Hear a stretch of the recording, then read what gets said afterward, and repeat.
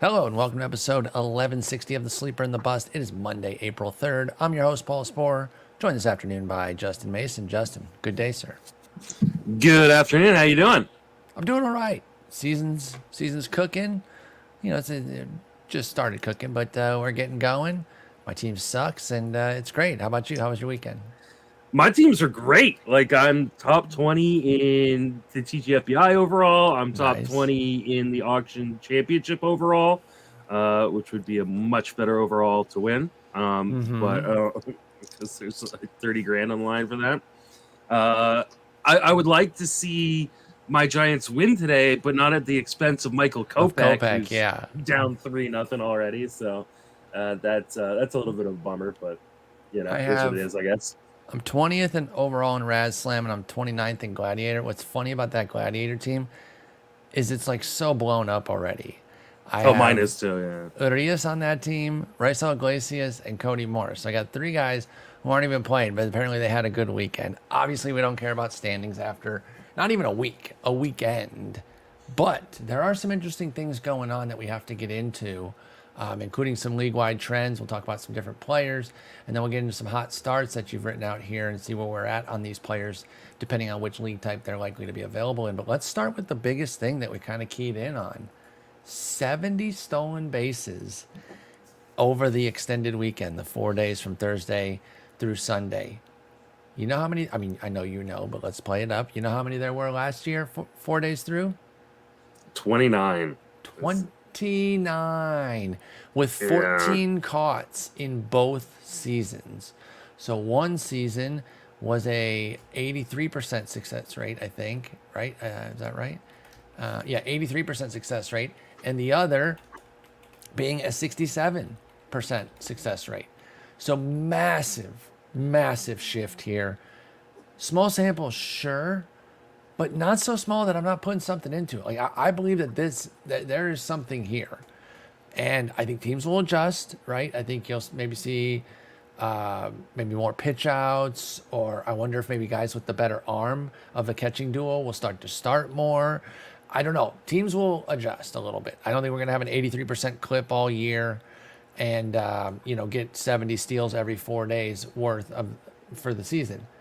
But it's definitely a big change. What were your thoughts when you saw the big 70 steal 4 day weekend? Well, it's interesting because I think at least 10 of those, if not more, I don't.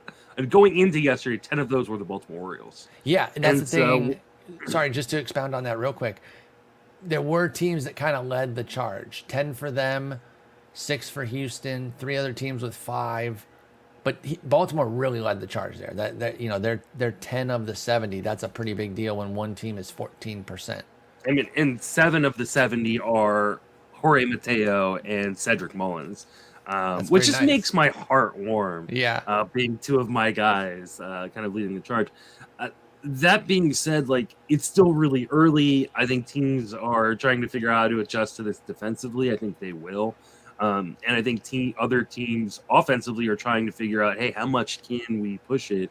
I think this will even out a little bit, sure. especially as weather starts to warm up and guys, pitchers and catchers are getting a little bit more used to this. But I also think this is a trend, and we are going to see maybe even close to double the amount of stolen bases that we saw last year, which is insane because if you needed 90 stolen bases to kind of try to win uh, that category, you're probably going to need 160 to 170 this year, which Well, means if you were light on stolen bases coming out of your draft, you are in some trouble. you could be in some trouble unless you spike something big off the wire, and Mm-hmm. there will be gems off the wire. But that was one of the issues or kind of concerns I had of people saying, well, there's going to be more steals this year. I can wait on them. The opposite is true. And we talk about this usually with power because we haven't had steal surges in forever. But when there's like a power surge, like in 2019, yeah, there were 20 homer hitters as far as the eye could see, but they're not as valuable, right? You need more to compete at that point. And the same is going to be true for steals. You're 100% correct.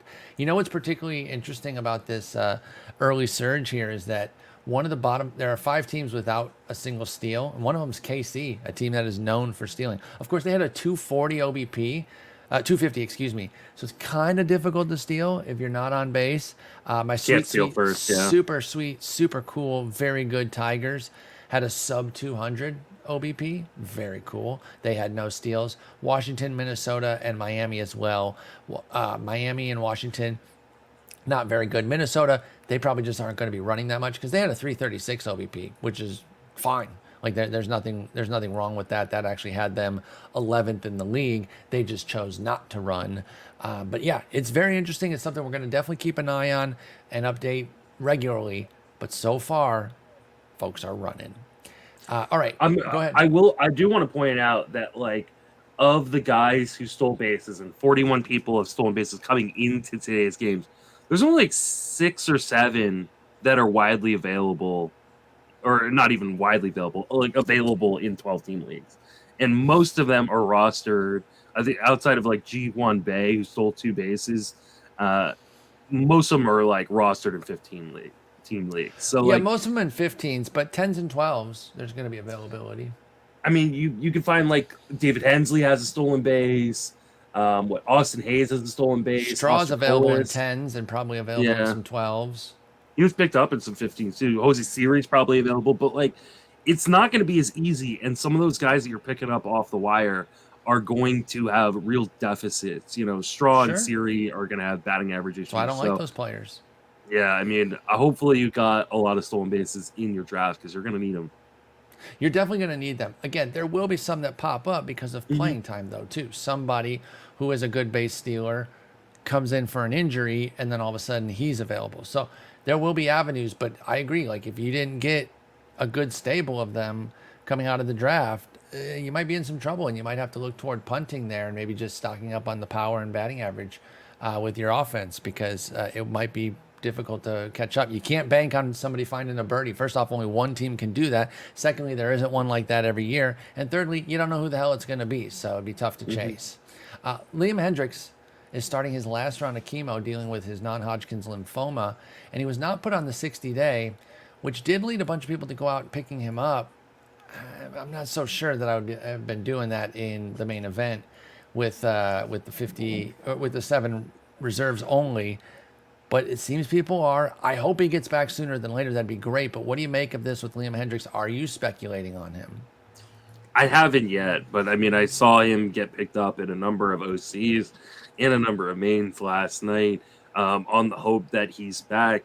I think obviously if you are in a league with an IL, you can stash him, and if he's available, you probably should pick him up and stash him. Sure. But if you've got really limited IL, like someone has asked me in my chat today, like, oh, do I hold on to this guy because I've already got Verlander and Glass now and Robbie Ray on my IL? See, it's like, no. Like, once you start filling up those ILs, like, you're going to have to make tough decisions. And I'd love to see Liam Hendriks back around Memorial Day.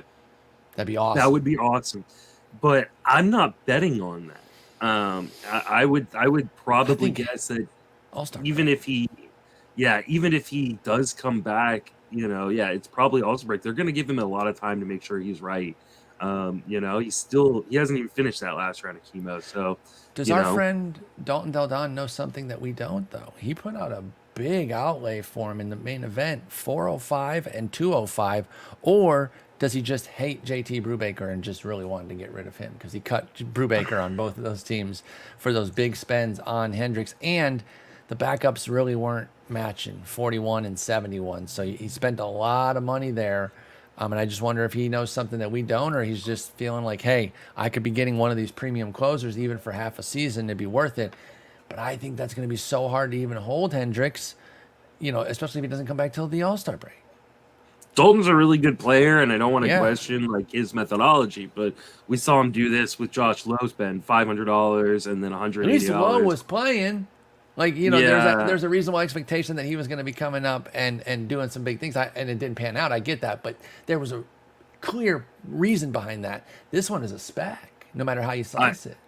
And I'm sorry, like, I just think it's a mistake to put 20 to 30% of your fab on one guy, just in general. I mean, I've made this mistake before. It hamstrung me last year, but like, I mean, I spent more than I wanted to spend this week in my main event on Will Smith, but I spent $53. Like I can still easily pretty much recover from that pretty quickly. You don't have to recover. Like, yeah, he could give you nothing. He could kill you this week, give up like 6 earned. You cut him, and you're. I mean, I don't want to say you're no worse for the wear. That would suck. But like, you'd be fine on that. $53 is totally fine. So I hear you, and I'm kind of out on the market of big spends as well. And I used to be in, and there's certain guys, and I've even hit on some too. It's not like they've all been losses, but it's what they do to you down the stretch, especially when you just wish you had like $8 more, right? To make 2 extra plays to get guys in September because you're chasing that extra point to either get in the money or to get the title. I won't do it anymore. And like, I'm talking even for like a big prospect, I just don't really see myself ready to make those spends. So again, Dolan's a great player. He's won way more than I have. So I'm not here saying like he's stupid and wrong. I just feel like it's a big outlay unless he knows something or is really confident that Hendricks is going to be back soon. I think that was a big spend. For me, like I think you can make that big spend, but make it when you have a better idea of what your team is actually going to need. Right now, in June or July. Like if you spend all that money on a closer and you end up like not needing those saves, because I mean, one of the things that happened with Dalton's team, not trying to pick on Dalton because like I said, he's a really good player. Yeah, he was in our league last year, by the way, so we're very familiar with him. He spent $500 something on Josh Lowe, and then $180 on Taylor Ward, which did work out, and he spent like I think $60 or $70 on Danny Jimenez, which seemed to be working out fairly well until Jimenez got hurt. But he already had 2 closers, and then he ended up winning that category by like 25 saves. The 11 saves he got from Jimenez didn't move the needle for him, and he ran out of money. And so I think you want to wait at least until you have a better idea of like what your team is actually going to need before you make a massive purchase. Otherwise, just kind of spray it around and hope that you land on something, and keep spraying until you land on something. And I totally agree with that. And like, I get the concept of it's early. If I get somebody for 6 months, I'll spend big because he's worth X $100. That doesn't apply to Hendricks, of course, because he's not available right now. But I'm talking about like, let's say a prospect comes up this week. I can't even think of it. Like Joey Weimer, right? If you had spent triple digits on him, you're like, I might get 6 months out of Joey Weimer. And we've talked him up since we saw him at Fall League. I do like him, but the most anybody spent was 117. That I can actually get behind. Yeah, like that's it's still a little bit too much for me, but yeah, it's more than I put out. In fact, it was the highest by far. The next highest win was 84, and then the next highest win on that was 59. So those two were really out there at 117.84, and then 59 and lower. One team got them for $1. That's why you always got to put in a bid because you never freaking know. By the way, and like so, I have a guy in my main event this year who spent $334 on 3 players. Now, and he's a good player. Like this is a legitimate good player. Has won NFBC main events before, and. But like that hamstrings you. Sorry, Conforto home. Our boy's getting cooked. I'm so far behind. Sorry, like but yeah, it's good news, bad news for you because at least it was a solo. Yeah. Sorry to interrupt you. So this guy spent out over $300 on 3 players. Yeah, on 3 players, and like, what if he needs like stolen bases, later on, or needs saves, or needs to stream. Like he's not going to have the ability to do it as easily because he spent so much in week 1. It's just really, really difficult. So keep an eye on things with somebody like Hendricks. If he's still available in your league, I know some leagues with a guy like that who is out for a long time. He gave up back-to-backs. Tyro Estrada got him and hit. Destroyed it. Oh my god! I hadn't even seen the Conforto. I'm so far behind. I mean, Conforto just came up to bat. So like, that sucks. I think we're in trouble, Justin. We both have Kopech. And he's a 2-start this week. I know. I'm in some trouble. That's why I never considered not playing him. I'm like 2-step. I'm starting him. Maybe that's why I got him in the 22nd round because everyone knows he sucks. And of course it's Tyro, a guy I kind of clowned this year, saying that he doesn't have that much power. And combo meal for Estrada today. He stole a base earlier. God, great. But anyway, I know some leagues that have guys with extended injuries. They don't allow them to be bid upon until they're actually coming back. So keep up on the news on Hendricks, and then you can make a decision when it's more clear. Or this guy, Bryce Harper, same situation. Now, some leagues say that if somebody buys him in the draft, then that's fine. But other leagues say you cannot get a guy who's out for extended period of time. I played in a league like this. That's why I know that there are some leagues like this. So Harper might be available to pick up once he gets closer to returning. He could be getting hitting on Thursday. And remember, he wasn't placed on the 60-day IL either, and that really raised people's eyebrows on Harper. Is he somebody that you're looking at picking up where available, or would you be if he were available in your leagues? Yeah, I can't imagine he's available in very many leagues, but I think I would, like, if he's out there. And I mean, this is just kind of a swing and miss by me because I pretty much had him off my board. I did too, and I don't really regret it though, because I was hearing half a season, and I don't see anything that's suggested otherwise yet. So I'm not taking the L yet unless he's back on Memorial Day or something. Then I'll eat it. But until then, I still feel like Harper's going to be out for a while. Because even if he starts hitting, like, I don't know, I guess if he is back before the All-Star break, though, then it's not as bad of a scoop. But you're still talking, okay, say he comes back. I just saw both these home runs, and they were the first caught. the first one was not a bad pitch. It was above the zone, 96 miles an hour. That was Conforto getting it. The second one was just a slider, didn't break at all. And he knew right away, Kopech did. But with Harper, like, let's say he returns like June 15th. That's still really difficult to hold in NFBC until June 15th, where you're playing with only 6 reserves. So it's like, I don't know. We'll see. If he comes back in May, then yes, those who drafted him, good on you. You really got one over, because he was off my list too, and I might have been wrong, but we'll see. Are you fucking kidding me, dude? Another homer, Mike Yastrzemski. I'm turning it off. I can't deal with it. I'm so far behind. I'm sorry. Well, I'm making it so you don't have to watch it. I'm turning that shit off. I appreciate it. I'm ruining the pod by paying attention to it, but it's because he's on my main event team and he's just killing me. He's on my main event, my auction. Brutal. This is crushing. Anyway, right now. Kopech, F off. We're not fans of him right now. But Daniel Bard is went to the IL, dealing with his anxiety. And, kudos to him for being upfront about it, right? It's a difficult thing to really talk about. And there's going to be chud idiots out there that say, oh, what a wuss, back in my day, blah, blah, blah, whatever. Kudos to him for acknowledging that this is a problem, got to deal with it, got to get his mentals right. You have to wonder if hitting Altuve played a role, hurting somebody, if that really got into... I don't know. I don't want to play armchair psychologist. Bottom line is that opens the closer's role in Colorado. For me, that doesn't really do anything. I don't want Colorado closers, whether it was Bard or somebody else. However, a lot of other people say, I need saves, Paul. I can't have your high and mighty behavior here. I need to figure out who's closing. Pierce Johnson looks like he might be the guy. That's who a lot of people were going for this fab period. Where do you stand on the Colorado closing role? Do you like Pierce Johnson? Do you like a Brad Hand? Somebody else? The Nelson Lamet? Where do you stand on the Colorado closer while Bard is out? I don't know that Bard's going to be out for very long. The manager kind of talked about it today. Said he's throwing 96, that he's just trying to get right mentally, and that he's ready to go once he is right mentally. And that was still another good pitch. Like, he's just getting... God damn it. Sorry. It's so bad. It's so bad. I should turn this off or turn it to a different game. I turned it off. I don't know that this is going to be a long-term situation. You never really know. And again, kudos to him for taking care of this. But even if it is, like, I think this is a job that's probably split between Pierce Johnson and Brad Hand. Like, they're just going to play the matchups. Dinelson Lamet might get involved in this. Justin Lawrence could get involved in this. And my kind of theory on this is, unless I'm getting a guy for free, and Pierce Johnson was not free during Fab this week. I mean, he was going for hundreds of dollars in leagues.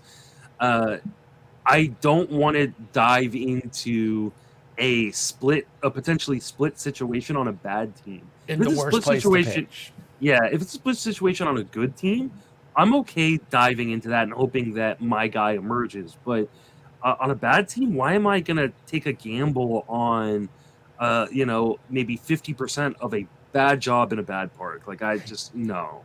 Yeah, like if Presley went out and we were going off Montero and like Abreu or something, and I got but I got Abreu on the cheap. Okay, cool, because that's a good team. but not. You texted me what, like half an hour before Fabra Yeah. and said, "Hey, Will Smith is coming in for the save," and I was like, "Okay, I'll put $50 on Will Smith." Like that to me, like I think if he's right, he's the best reliever in that pen and has probably got the job. So I'd much rather, I and think I think McClurk is Texas, just as good, but I think it's a right-left situation.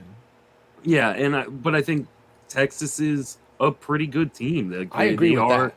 Like I And think not. they, especially if that bullpen is better than we thought it was going to be. Like Mhm. that was their one weakness. Their rotation is pretty stacked and super deep, and that lineup is pretty good. So I'd much rather dive into that situation than dive into the Colorado situation. Yeah, I couldn't do it with the Pierce Johnson, and especially because we also don't know how long it's going to be. Like you said, that was the first thing you said. I totally agree with Oh that. my God, he gave up another one. You got to be kidding me. David VR hit one. Get him out. Oh my God. He's given up all- like 17 home runs. Like All I do is sit around in the winter, desperately waiting for baseball to get back. It comes back and then just fucking pisses me off all day. That's he's it. given I up just 7 get mad. runs on 8 hits. And every bad thing that happens to my 5 team. home runs. Like I'm such a miserable piece of unreal. shit. Oh, I hate Michael Kopech. Jesus. I drafted him last year too, and I dealt with the headache of all of his ups and downs. He had good ratios, but he was so difficult to.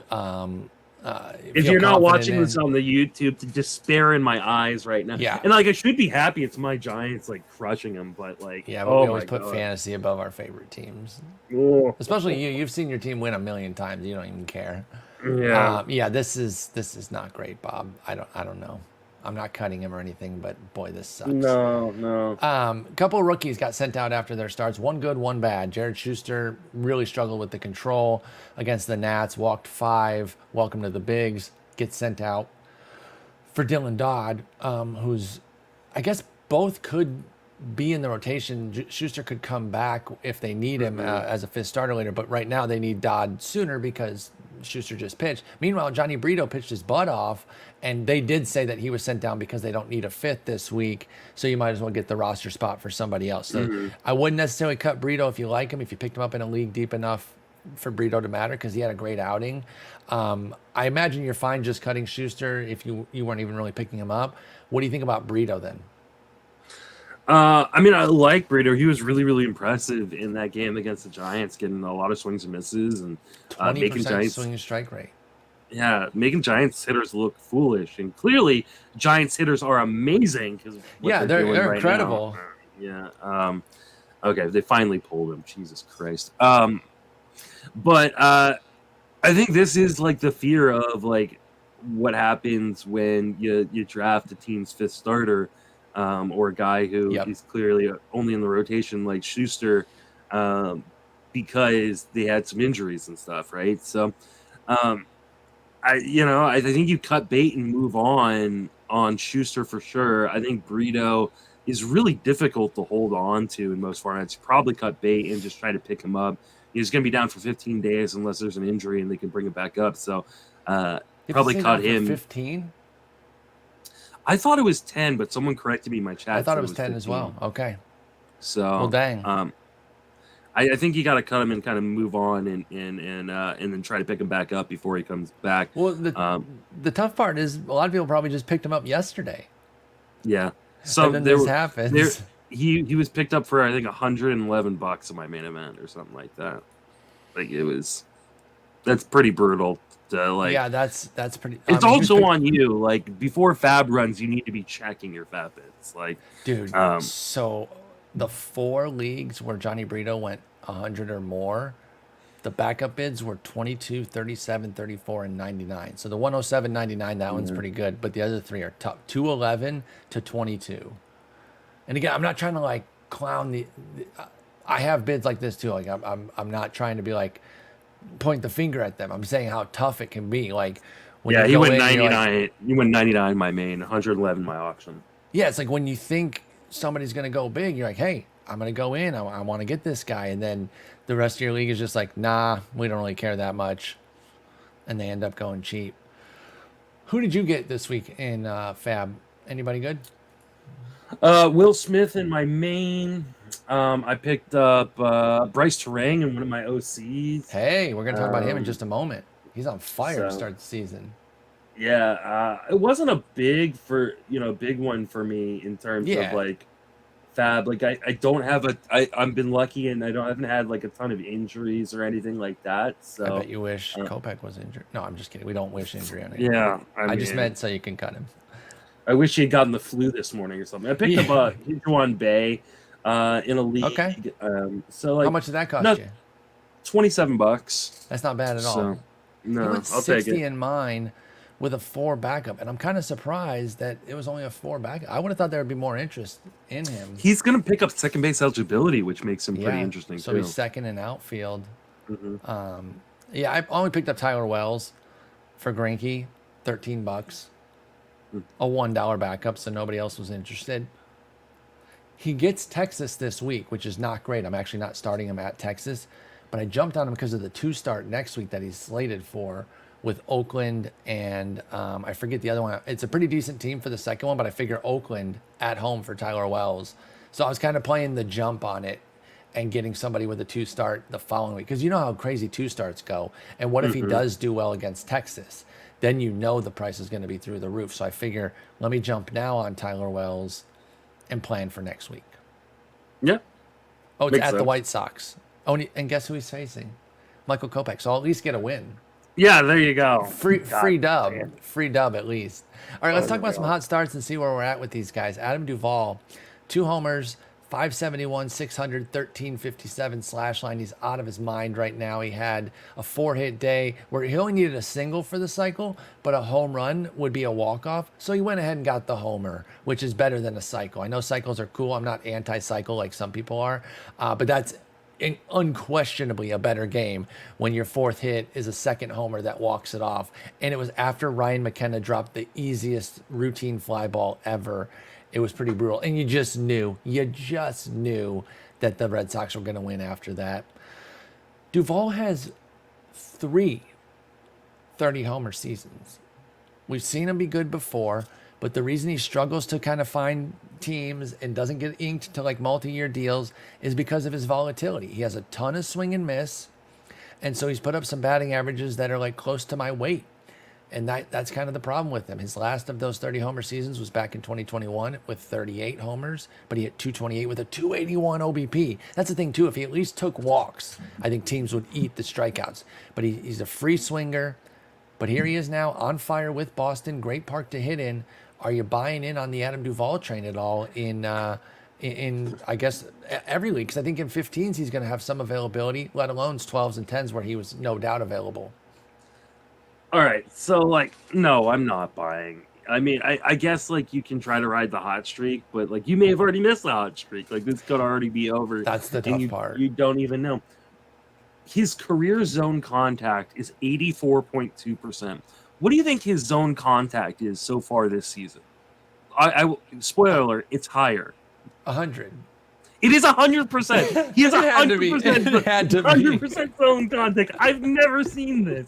Like this is like unreal. He's like It had to be. literally every time he swings and the ball's in the zone, he has made contact. Like he's not. That's Like amazing. that is his swinging strike rate right now is 3.4%. He's a lifetime like 13% swing strike rate guy. Like this is going like his is just like It's like hey 3 games. It's in 3 games. I got to go up against Orioles pitching. Yeah. He was fully rostered in the main, so it's 12s and 10s that you're really looking at with Adam Duvall. And like, I get it. Here's what I'll say. I would be open to going for him at a low price. If he's the flavor of the month in your league or of the week in your league, and you're having to spend like triple digits on a $1,000 budget, which several teams in the OC did, can't do it. If you're putting $58 out of a 1,000 budget, sure, I got no problem with that. That's what I'll say with Adam Duvall. Like I don't like $20-$30 max out of $1,000 budget is like all I'm gonna be willing to spend. Like I said, like this could easily be the end of it. I mean, the nice part is that he gets to go there. He gets to face Pittsburgh, And Detroit at home, right? and then Detroit, and the Detroit matchups are Spencer Turnbull, Joey Wentz, and Matthew Boyd. So there's two lefties on That's that. huge. 3 righties for Pittsburgh. So just those 2 lefties. So I mean, maybe you can keep it going through the end of next week and stuff. But like at some point, this just comes crashing back down to earth, and you just have to be willing to just jettison him off your roster once it does. Yeah, unless Duvall's made any sort of swing changes, which I haven't heard anything about. I don't believe that to be the case. He's 35. He is who he is. Age 34, he is who he is. There's power there, but there's little else. He could really tank your batting average, and you've missed most of the great work, like you said. Yoan Moncada's a bit more interesting, though. He's got a steal and a homer this weekend.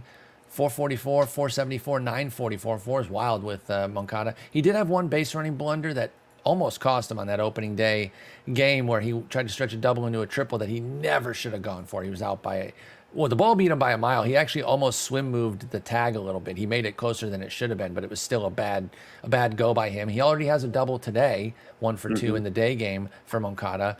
He actually had 2 homers, excuse me. He didn't have a steal though, Justin. Or did he steal today? I don't. You wrote a homer and a steal, but he has 2 homers. Oh, did I? No steals, but that's fine. So bottom line is Moncada's still cooking. Are you buying back in? Because this is a guy that I've wanted to see him get back. So I'm hoping that he is, but I don't know yet. And I didn't really buy in during draft season, so I just don't know. What do you think of Yoan Moncada? I'm not buying back in yet. There are some interesting parts of the profile. Swing strike rate is kind of down. It's right about 10.5% right now. Zone contact is, kind of where it has been, but he's kind of mixing that, above average zone contact with a more aggressive approach. And if he keeps that, then maybe this is something. So maybe if, because he makes good contact in the zone, but if he's going to be more aggressive and not let, get called out on strikes as much, maybe this is something that's been an issue before. And he's healthy, which is a big thing. Moncada's health has been a big problem. Yeah, I don't know that the running is coming. He's, only attempted 7 stolen bases in the last 2 seasons. So I don't think that's necessarily, just because everybody's running doesn't mean he's going to start running. Well, throw in the 2020. It was only 52 games, but he did 0 for 0 that year. So 7 attempts since 2020 for Moncada. So he's probably not going to have that aspect. But can he get back to 20 plus homers? Because he had 25 in the rabbit ball. But I think he can be a 20 homer hitter without a rabbit ball if he's healthy and himself. I really do. Yeah. Moncada's still just 28. He's on the right side of 30. I think there's still a world where he can be good. We just haven't seen it because I don't think he's been right. He had long COVID. He had injury issues. I'm pulling for him. I am too. Are you picking him up because he's on my auction team? Are you picking him up in 10s where he'll be? No. That's the only thing where he'll be available is 10s, or maybe some 12s. I don't think I am. I think third base is deep enough where there's probably other options. Like Josh Young wasn't drafted in every 10-team league. Big Josh Young fan. I think I definitely would rather have him. Like Justin Turner's probably still out there in some 10s, and he stole a base weirdly enough. I know. I don't know that I'm picking him up in 10s, but I can understand the argument for it. Like, if he finished with a better year than Josh Young or Justin Turner, I wouldn't be surprised. No, me neither. That's Yoan Moncada. Keep an eye on him, and if he's looking healthy and he's not striking out too much, there could be something there. And I also think this team's going to be good, notwithstanding what's going on today. So there could be lots of runs and ribbies there too. Yeah. During the draft season, we talked about how there is a world where you could not start CJ Cron at all on the road. I hope you didn't follow that because his first series was on the road, and boy, did he pop off with 3 homers, 467, 471, and a 1,200 slug in San Diego. I'm in a 15 team, right? Like that. I don't have the luxury of playing that sort of game with him. Our head-to-head, our listener league head-to-head league, he's one of my bench. Or he was on my bench to start the year. Look, I get it. He's been so bad on the road. your process versus results, right? You always got to think about But that. here's the thing, like, if you really thought about it, the process was actually a little bit wrong because they haven't played in Colorado yet. There's no So hangover yet. he hasn't been Exactly. acclimated to the thin air where the balls don't break as much and Yep. things like that. And so you should have probably started him. And I That's a didn't good think call. about that until after the fact. I was like, you and I have been chatting, obviously. You're like, 2 home runs for Cron, 3 home runs for I Cron. couldn't Like, believe it, dude. he will go back to being like a probably home only streamer at some Yeah. point. But early on this season, I think you just roll with him until he shows, the signs of weakness we expect him to have on the road moving forward. Yeah, just ride Crone right now. I love that he got off to a fast start, though. I'm a big Crone fan. And I Yeah. felt like his price was really dropping because there was other first basemen getting pushed up that he It was ended up just such a becoming. deep position. Yeah. But I'm still surprised that the Coolers guy of all things. But hey, benefit makes it easier to play him just road only too because you're not, or home only because you're not paying a big price for him. Nolan Gorman, 2 homers, 444, 615, 1111 slug. Obviously, these gaudy slash lines are going to come way, way, way down. But he has 2 homers and he's cooking. And he played all 3 games. Did Nolan Gorman? They didn't face a lefty, and he's in the lineup today against another righty. So 4 for 4 for Gorman. What do you think about him? Because he wasn't getting any run in draft season, right? It was all about Jordan Walker, Lars Nootbaar, Brendan Donovan, who's also off to a great start, by the way. Nootbaar, meanwhile, has been out for 3 games with an injury issue. So Alec Burleson is coming. We'll talk about Burleson here in a moment. But what do you think about Gorman? Is he somebody who might be a nice, I don't want to say like post, it's a little bit post hype because he was super hyped when he got called up last year. And then this year didn't get much run. I think it's too early to say post hype because he was a plus hitter last year, 107 WRC plus. But it is in that realm of post hype. What do you think of Nolan Gorman? Okay, so like there's good news and there's bad news. I always like to give the bad news first. Okay. Because the good news kind of makes you feel a little bit better after the bad And on news, a high right? note. So I love it. yeah, I love it. the bad news is he's on the Cardinals and they're stacked. Like Dude. they are just like so stacked. Their bench like, would be the Tigers starting lineup. Yeah, like I mean, they sent down Juan Yepez, who would probably be the cleanup hitter for the Giants right now. Like so, Easy. like like it's Dylan Carlson would be an everyday player in center field for the Giants right now. 15 teams minimum. Yeah. So like they're just absolutely stacked, and so when they do start facing lefties, he won't be in the lineup. The good news is like part of this is like an actual change in which he has become less aggressive, right? So we were just talking about a guy who's become more aggressive in Moncada, but Gorman, he's actually become a little bit more passive and it's working for him. He's like walking at a 30% clip early on in the season. Now, pitchers will adjust to this because they're looking at him and he's like, oh, he's only swinging 30% of the time. We're just going to attack him in the zone because one of his major problems last year was he was just getting exposed with breaking stuff outside of the zone. And pitchers started with that. And he's like, nope, I'm going to lay off. I'm going to spit on that. He's only swinging outside the zone 13.5% of the time right now. Pitchers will adjust and come after him, Joan. And the question will be, can he adjust back? Like, can he become aggressive as he starts getting attacked? He has the talent to do it, but I think the ceiling is limited because he's never going to face lefties. Like, I just don't think the Cardinals are too stacked to do it. Well, I will say, though, in like 15 teams where Gorman wasn't even drafted in all the mains. He didn't get drafted in mine. Yeah. He was picked up in the first weekend. So I think the price is covered for him to be a strong side platoon. However, I think you're bringing that lefty thing up specifically because like 12s and 15 and 12s and 10s, it's a lot harder to carry somebody who doesn't have that full volume. You can carry a platoon guy. What happens when Lars Nootbaar is healthy? Because he missed 2 games this weekend, and he's missing today too. And he's missing today. Like it's like maybe Nootbaar goes on the IL and Gorman's safe for the next 2 weeks, but they like Alec Burleson a lot. They're going to give him playing time. Like, and so when Nootbaar's healthy, he plays every day, and then Gorman and Burleson are fighting a bit more, and Carlson too. So you got 3 guys. Yeah. So that's a great call right now that Nootbaar's early injury has opened the door a little bit for Burleson and Gorman to get that PT that they're not necessarily going to get. And yes, they're going to play a lot against righties, but they are going to be fighting because Burleson's also a left-handed batter. He's also off to a fast start. He's only played 2 of the games, but he's 3 for 8 with a homer, a couple ribbies. I like him too, but I think it's the same issue where it's like NL only and like 15 teamers as a spot starter type because you're not going to get the volume from those guys, right? Yeah. Okay. So yeah, keep an eye on the Cardinals there. And if Nootbaar does go to the IL, that adds to Gorman specifically, but then Burleson a little bit. That adds to their appeal, but only for a little limited time because eventually there's going to be too many mouths to feed there, and I don't think Nootbaar's going to be the one that sits, and I don't think Walker's really going to sit all that much either. Same with O'Neill. It's going to be the Gorman, Carlson, Burleson trio fighting. Bryce Terang has a combo meal already today. He's absolutely tearing the cover off the ball, hit a grand slam. Now, when I talked to Eric, he talked about how he is a glove-only kind of guy. And I'm not saying that this contradicts him and that Eric is wrong, but 500, 615, 900 on the fast start for Burleson with 2 steals and a homer already, including the combo meal today.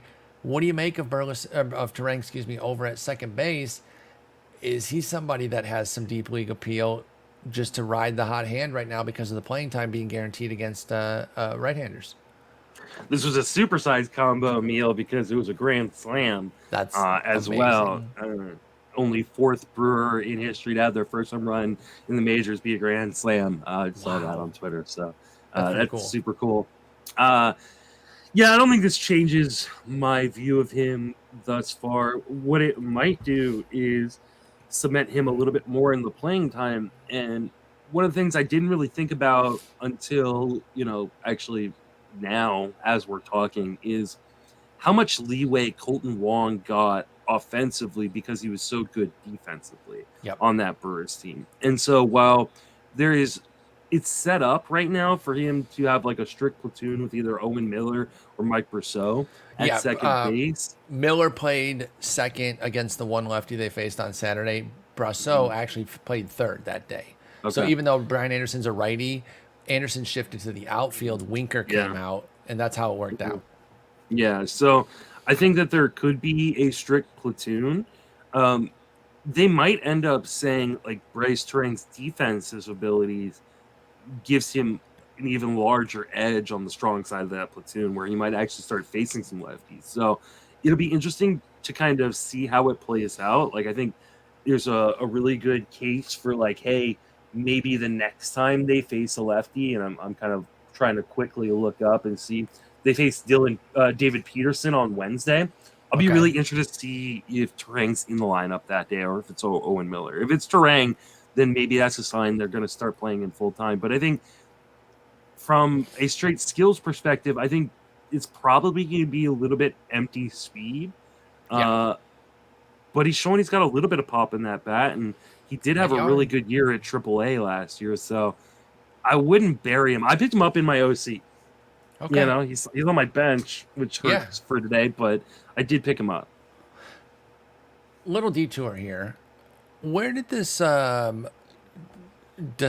Manaya starter opener follower thing come from? Because I saw it in more than one place. Desclafani's an out away from 6 innings here.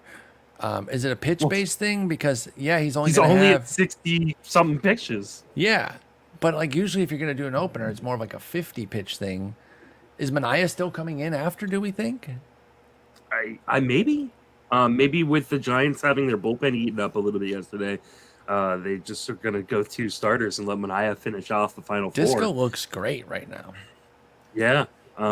He got angry at Andrew Vaughn for no apparent reason earlier in the game. Maybe he's just running on hatred right now. I guess running on pure hatred and probably freezing. It looks so cold there right now. That's why I'm wearing a beanie, even though it's 92 here in Texas today. Thor had a baby. I'm gonna fucking confirmation bias the shit out of this. 6 innings, 150 ERA and 6 Ks. Of course, he allowed 412 steals. But he looked great, man, and there was some swing and miss stuff. That's going to be Desclafani gets through 6. He allowed a liner to Robert, but right at the third baseman. But Thor looked great, and again, he was missing bats. And if you're going to trust a team to fix somebody, the Dodgers are as high on the list as anybody else, especially a guy of his potential talent. He had a 14% swinging strike rate. I was in on Thor coming into the year. I'm excited by the first start. I'm not going to declare it a dub just yet, but he did defeat the baby snakes. What do you think of Thor's big outing with the Dodgers? I think this is the perfect time to sell high. Oh my God, you are going to be so stubborn about this. This is going to be September, and he has like a 2.80 ERA with a 28% K rate. And- Yeah, but it's not a 30% K rate. I would sell And him. no, it's the velocity. He's like a 92.6. Who cares? I care. Like Thor is only Thor when the velocity allows his secondary pitches to play off of him. Not true. This is He had a going up 14% against swinging strike rate. Like that's just verifiably going not up true, at against least in this outing. a Diamondbacks team that is struggling right now to start the season. Have you been paying attention to baseball the last, I don't know, 5 years? I have not. Okay, clearly. Well, so they're doing this thing where they're changing and how four-seamers just do not matter anywhere near as much as they used to. In fact, just in this game alone, he only threw 17% four-seamers, Thor did, with 26% cutters, 33% sinkers. So more movement-based fastballs than actual velo-based. And had 24% changeups, 15% swinging strike rate, or 14%, excuse me. I know he's throwing 92.9, and that's even down from last year, which was down from his high. You're not alone in this, but y'all are going to do the same thing y'all did with Bieber and just focus on the velo and just ignore the fact that he was having Bieber had an amazing season, and all people talked about all offseason was, what about his velo? I don't know. What about the fact that he was an amazing pitcher all year? And I don't know. It's too early to say on Thor. I'll keep an eye on the velo for sure. All right, I'm loading up the board bet sheet. Hold on 1 second. Injuries have been a major part of his career without a doubt. But I just don't know how you look at that outing. And I don't know if you watched it, but I have not watched it. I will say that. Only takeaway is the velo. It was down, but he looked great. All right. Noah Syndergaard is not a top 50 starting pitcher this year. I mean, I need an innings threshold because otherwise I already know the health risk. 130 innings. I got to get innings because I don't. I'll do 130. That's fine. Okay, because I don't deny the health issues either. I'm fully understanding of that. But our talent, excuse me. And we're using the Rasball player rater? Yeah, our discrepancy is talent, not health. If I was coming out here saying, "Oh, he'll stay healthy," unquestioned, then you could give me no innings limit. All right, let's move on. You got that on the board there? Yep. Let's move on to Jeffrey Springs, man. He came out, had a huge outing, 6 no-hit innings, 12 Ks, just embarrassed. Now, here's what there must have been a change this year, because why is he allowed to face a AAA team and then it counts for Major League stats? There were a few of those this weekend. Yeah, so is that a new thing this year? I apparently, yeah. I mean, because and I got to be honest, I couldn't even confirm if it was a AAA team. It kind of looked like a AA team to me, but it was. I mean, Ohtani got to face a AA team yesterday, and that just seems weird. This team was called the Deterit Tigers, something like that. I don't know. I wasn't paying a lot of attention, but he was great against them. But it just doesn't seem fair that would count for Major League stats, right? Yeah, it wouldn't. I mean, it shouldn't count. On a completely separate note, my TV's decided to just shut off the White Sox game. It protected you. It just gave up. Even though Kopech's out, they're like, no, get off it. Yeah, the stream just got hit into the ball, hit out of the ballpark. Yeah. So Springs destroyed the Tigers. I mean, his stuff was so filthy, unbelievable. There was so much hype on him coming into the year. Obviously, people are going to be confirmation biasing their faces off with this one. There's not a whole lot of analysis here. He's not available anywhere. But do you think he is going to have the big breakout season? I kind of do, but the question is, right now, if he's your SP 4, you gotta sell him right now, right? You could, I mean, unless you have some guys like Alek Manoah or unless he's covering some issues that you have. But if this is an embarrassment of riches, what kind could you get? You can get I bet you could get Marcus Semien. Yeah, I'm wondering if you could get a second, third round pick. That's what I'm saying. Something like that, like Semien or Goldschmidt or I mean. Goldie might be a little, but I don't even know. I don't even know if that's a little much because if you find somebody who is loaded, like let's say they got Goldie and Crone or something. Again, we're talking shallower leagues here. I think in a 15 team, you're not getting something that high. But in a shallow In a 12, 15 10 team league, you probably don't want to move him. Just no, I wouldn't because you'll be out of pitch. There's no such thing as pitching depth. I just kind of reversed the WRC plus leaderboard, so I'm going by low. Okay. Right now, Kyle Schwarber has a negative 82 WRC plus. Would you trade Jeffrey Springs for Kyle Schwarber? If I need the power, I can get behind that. Yes. What about? There's no way you get Bobby Witt Jr. Bobby Witt Jr. has a Not negative quite. 43. But what if you go Springs and a hitter for Witt? Like if you did Springs and Moncada for Witt, could you like? Maybe Springs and Gorman. There are leagues where that trade really is sell gonna high. happen. Yeah, they're like, again, we're saying some stuff that sounds outlandish, but then you hear us talk every year and other podcasts talk every year about trades that go through. So you never know. You can at least take a look. What about Springs for Teoscar? Because I think I'd hold on to Springs. So would I, but I was pretty anti-Teoscar coming into the season, and I'm not going to say that I'm right on 4 days by any stretch of the imagination. But I like. Would you do Springs for Juan Soto? Nah, I got to stick with Soto. Yeah, I got to stick with Soto too. But I would ask if I had Springs though, and I would totally. I would ask. Yeah. And somebody I don't think it's so the first insulting. question in my chat today is Juan Soto broken, and I'm like, no, it's 3 games. I don't think so. It's 3. Yeah, I got some Alex Bregman cooked stuff in my stream today. I was like, give me a break. I bet you could get Vinny P plus a piece. Oh yeah, like if you wanted to, yeah. I mean, you could. Vinny P and a pitcher back who like doesn't suck. Yeah, I'm not saying you should trade Springs. No. We're just. But I think if you have an embarrassment of riches because Springs is like your SP3 or SP4, and you need to like build up some offense, I think now's the time. Like that was an impressive outing, especially because there was so much helium in draft season too, yeah. right? And so the people that maybe didn't believe, they're on board now. They're like, dang, maybe I should have been in on this guy, right? Even though it was against a AA squad. I agree. You can sell high here.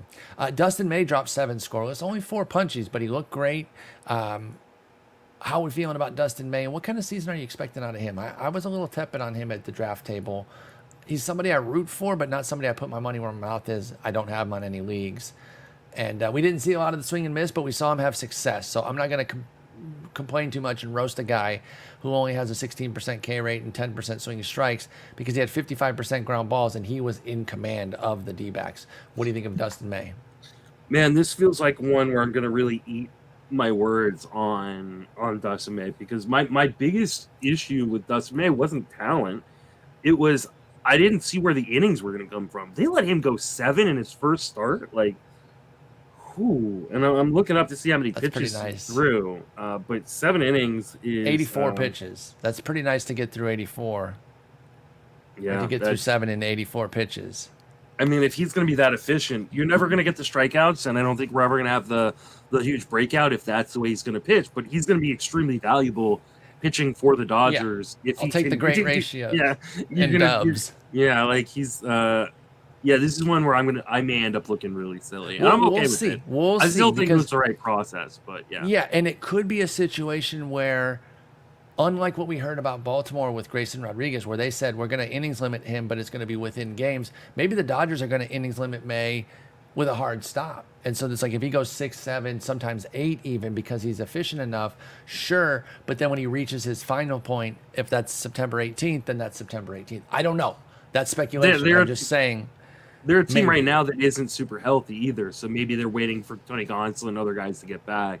And maybe then they'll cut him down a little, all of a sudden he goes on a 2 or 3 week IL stint, and maybe it'll be ups and downs too.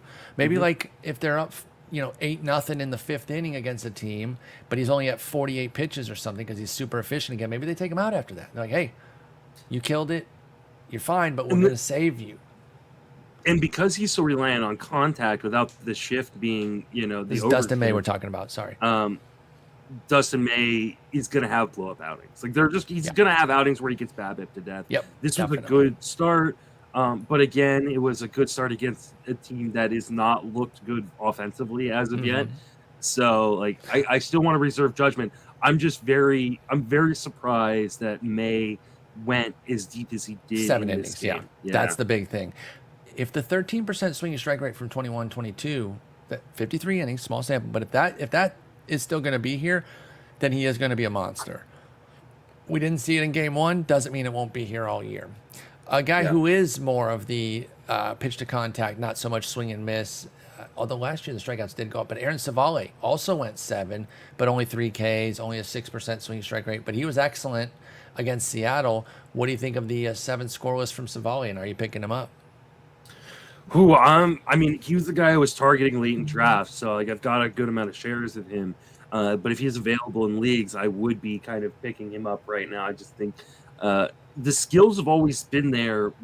Health has been an issue, and consistency has been an issue. But I think if he can stay healthy, I think he's gonna have a pretty good season, and he's on a team that's gonna win, I think, a lot of games. Cleveland knows how to pitch, man. So I'm big on Savale. If he's available in your league, you should be grabbing him.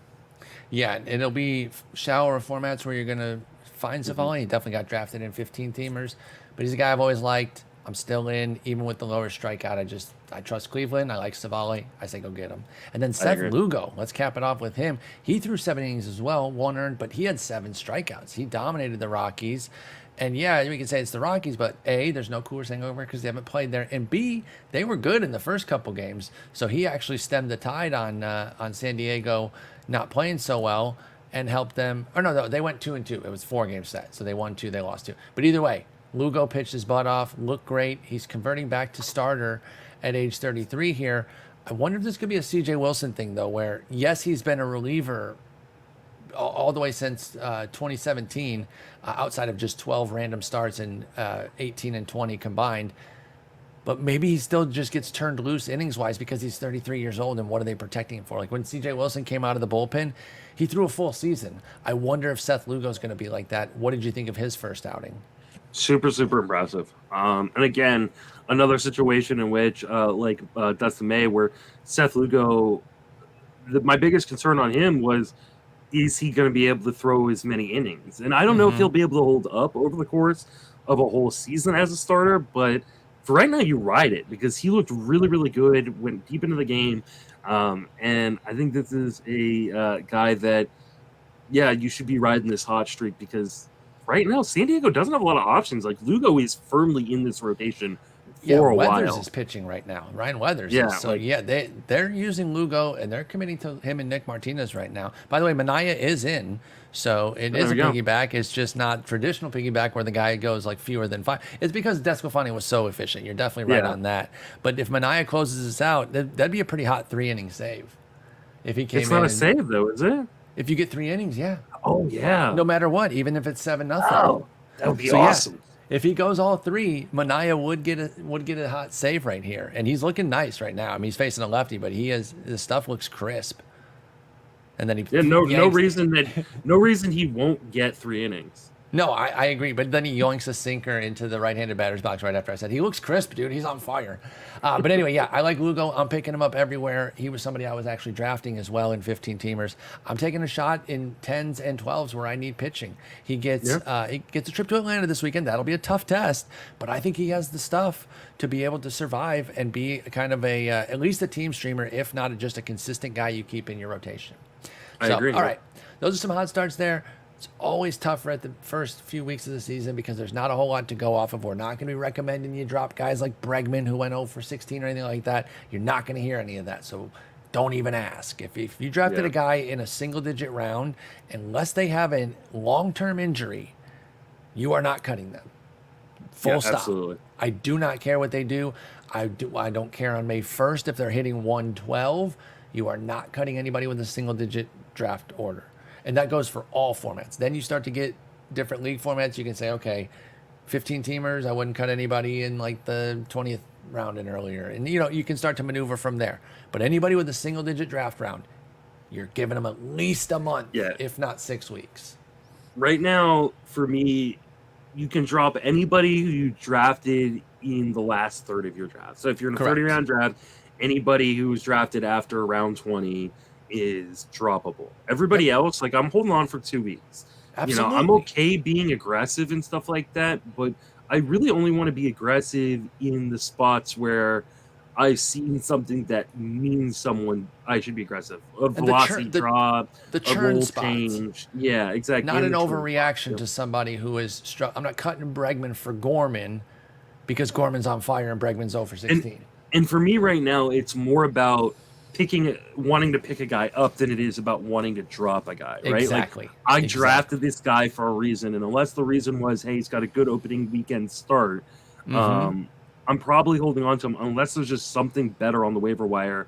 You know, a guy who's become a closer or potentially could become a closer, a guy who all of a sudden G1 Bays all of a sudden stealing and playing every day at second base over Rodolfo Castro, like I told Paul he would be earlier on in the draft season. You know, things like that are actionable. Wow, a 4-day victory lap there. Yep. Wow. Oh, That I mean, is, that's interesting. I haven't taken any victory laps on Twitter, but man, That's new people for have you. taken up. Yeah, people have taken up that mantle. Like the Dylan Cease fan club was out in full force after that first start. Really? Wow. It's Oh, almost it as was if yeah, that's a it was guy who can unreal. be completely different from start to start. I don't think anybody's Yeah, ever exactly. denied that he can be amazing in any given start. He absolutely can. It's the 40 command. I want to see how it holds up over 30 starts again. That was my concern with Dylan Cease. Yeah, me too. And I just wasn't ready to pay ace prices. And he looked great against Houston. The thing of it is, when Dylan Cease is on, he can beat a team of all-stars and shut them out. When he's And when off, he's not, the AA Tigers are going to get him. Kansas City and Detroit are crushing him. Yeah, so. Exactly. By the way, I talked up Mania saying his stuff looked crisp, and he has back-to-back walks, I think. Nice. Sorry, my bad. But you know what? Hey, he's got a pretty big lead to run with for that save. So maybe he gives up 5 earned runs, but he still gets the save. He really earns that save by making it a 3-run game. Anyway, we'll be back Friday talking more. We'll talk 2 starts and some other hot starts and other news that comes up. But be patient. I know it's hard. This is the one downside of the information age, or one of the downsides in the information age with fantasy, is that you're checking your standings every day and everything, and you really probably shouldn't.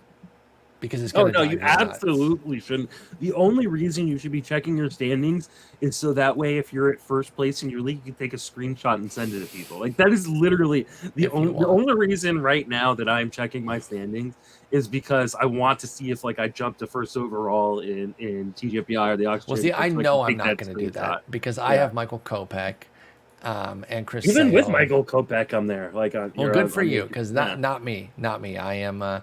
I want to see. Actually, you know what I want to see? I want to see if I jump to dead last in the main event. That'll be a screenshot I'll take if I can. Actually, how many teams are there? I might be dead last. 435. You were not dead last as of yesterday. There's 795 in the main event. Oh, in the main event. I'm sorry. I thought you meant TGFBI. I'm 759, so I'm getting there. Oh, you take that screenshot. That'll be fun. Sean Childs and Tyler Young are second and third to last, and they're 2 amazing players. So I truly do not feel bad. It sucks to get off to a bad start. Make no mistake about it. By the way, I'm 350 in TGFBI. How many did you say are in there? 435? 4 something. So I'm working my way down there. Jeff Erickson's number 1 overall in yogurt. Yeah. He was. Love it. Yeah, TGFBI yogurt. He's I was 16th overall. I'm now 31st. So cool. Who cares, Justin? I care. Nobody cares. I'm taking my victory lap now. I'll talk to you on Friday. Have a good one. Take it easy.